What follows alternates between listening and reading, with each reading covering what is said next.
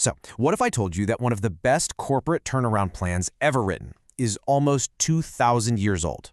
Yeah, we're about to dive into this ancient letter from the Apostle Paul to his co-worker Titus. And look, don't let the age fool you. This is basically a strategic guide for fixing a whole network of organizations that are in the middle of a complete and total meltdown. Okay, to really get a handle on this crisis, you have to start right here. This quote, it is just brutal. But what's really shocking, the thing that'll make you do a double take, is who said it. See, this wasn't some attack from an enemy. This was from one of Crete's own famous poets, Epimenides, and he was describing his own people. That was their reputation from the inside out. Their reputation for being dishonest was so famous, so widespread, that the Greeks actually invented a verb for it, kritizo. It literally meant to act like a Cretan. And what did that come to mean in everyday language? To be a liar. Can you imagine an entire people group becoming the dictionary definition of deceit? That is the toxic soup Titus was walking straight into. And here's the kicker. This wasn't just a problem outside the church. No, this toxic culture of greed and violence, it had seeped right in. It had completely infected these brand new Christian communities. You had leaders who were only in it for the money. And that meant the entire Christian message was getting dragged through the mud. The whole project was teetering on the brink of total collapse. Okay, so this is where the turnaround plan kicks in. The master strategist, the Apostle Paul, sends in his go-to guy for impossible situations, Titus. Think of him as the ultimate troubleshooter. His mission was crystal clear: get to the super strategic island of Crete and restore order. And he wasn't just there to give some friendly advice. Nope, he was there to set things right.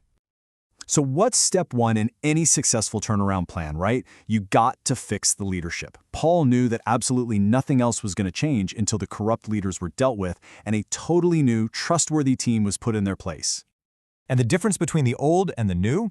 Well, it couldn't be more stark. On one side, you had the current leaders who were basically just a reflection of that toxic Cretan culture. We're talking greedy, morally all over the place, and living lives that basically denied God. The new leaders Titus had to find, they had to be the total opposite, people with proven integrity, a deep devotion to Jesus, and a reputation for self-control and generosity. And what's really fascinating here is just how specific Paul gets. This isn't about finding the slickest speaker or the best CEO type. Just look at these requirements. It's all about proven character. How do they manage their own family? Do they have a short fuse? Are they known for being hospitable or for being greedy? These are real, tangible, everyday traits that build trust from the ground up. All of this points to a really profound idea that's kind of holding up the whole strategy. Paul's model was for a type of leadership that doesn't need the spotlight. Just think about that for a second. The best kind of spiritual leadership is almost invisible. It serves and guides without having to scream, "Look at me." In a culture that was all about self-promotion, this was a totally radical idea. Okay, but fixing the leadership, that was just step one. To really, truly change the culture, the transformation couldn't just be a top-down thing. Paul's plan went way deeper, right down to the basic building block of the church and society, the household. The change had to be rebuilt from the inside out. So here, Paul lays out this whole new social vision where everybody has a critical role to play. The older men and women, they become models of solid character. The younger men and women, they focus on building stable families and being good, productive citizens. And you have to ask, what's the point of all this? Well, it's not just about being nice people. The goal was super strategic: to live in a way that makes the message about God look attractive and compelling to everybody watching. Now, this all sounds great on paper, but it brings up a massive question, doesn't it? In a culture that's literally defined as liars, vicious beasts, and lazy gluttons, how on earth is anyone supposed to keep up this kind of demanding, countercultural lifestyle? Like, where does the power for that kind of radical change actually come from? And Paul's answer is that the power, it doesn't come from just gritting your teeth and trying harder or from following a new set of rules. No, the power source for this entire turnaround is a totally different, you might even say revolutionary understanding of who God is. And this is where that cultural context is so important. See, the Cretans were proud of the fact that their chief god, Zeus, was supposedly born on their island. And what was Zeus known for? Well, lying, cheating, deceiving people to get whatever he wanted. Paul's message introduces a God who is the complete, polar opposite. A God who doesn't lie, whose entire character is faithfulness and truth. And that, well, that changes everything.